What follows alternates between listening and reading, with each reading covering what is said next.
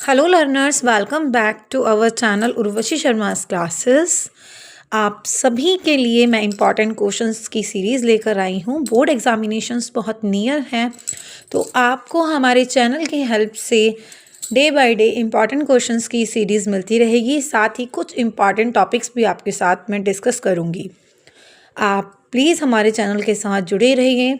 ज़्यादा से ज़्यादा हमारे चैनल की वीडियोस को शेयर कीजिए। मैं भी आपके लिए प्रोडक्टिव क्वेश्चंस को लाती रहूँगी।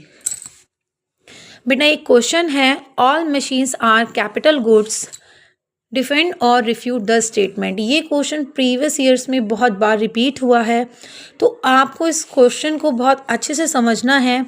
क्या ये स्टेटमेंट ठीक है कि all machines are capital goods? तो अगर हमारा कोई भी स्टेटमेंट ठीक होता है तो हम उसको डिफेंड करते हैं, अगर हमारा स्टेटमेंट गलत होता है तो हम उसको रिफ्यूट करते हैं। The statement is refuted because all machines are not capital goods.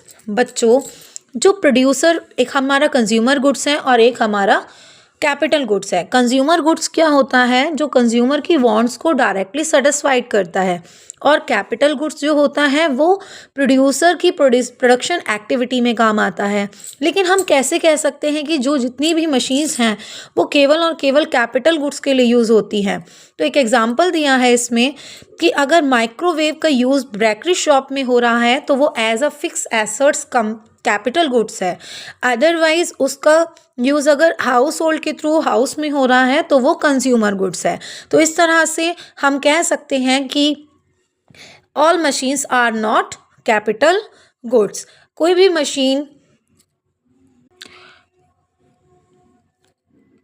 Capital goods या कंज्यूमर गुड्स हमारे प्रोडक्ट के एंड यूज़ पर डिपेंड करता है। एक और क्वेश्चन है जिसके बारे में हम डिस्कस करेंगे। सर्कुलर फ्लो क्या से रिलेटेड क्वेश्चन हमेशा आपको बोर्ड एग्जामिनेशन में देखने के लिए मिलेगा।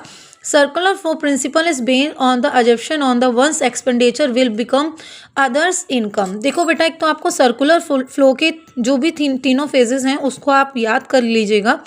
साथ ही यहाँ पर पहला फेज़ में हमारा प्रोडक्शन है, दूसरे फेज़ में हमारा इनकम जनरेशन है और थर्ड फेज़ में हमारा एक्सपेंडिचर है। इसको डिटेल में आप पढ़ लीजिएगा। अब यहाँ पर उसी टॉपिक में से क्वेश्चन को घुमा के पूछा जा रहा है कि जितने भी जो एक पर्सन का एक्सपेंडिचर होता है वो दूसरे पर्सन की इनकम बनता है। यस, ऑब्वियसली अगर किसी एक पर्सन ने एक्सपेंडिचर किया तो वो दूसरे पर्सन की इनकम बनेगा। जैसे हमने किसी से गुड्स और सर्विसेज परचेज की तो वो हमारा एक्सपेंडिचर और वो दूसरे की इनकम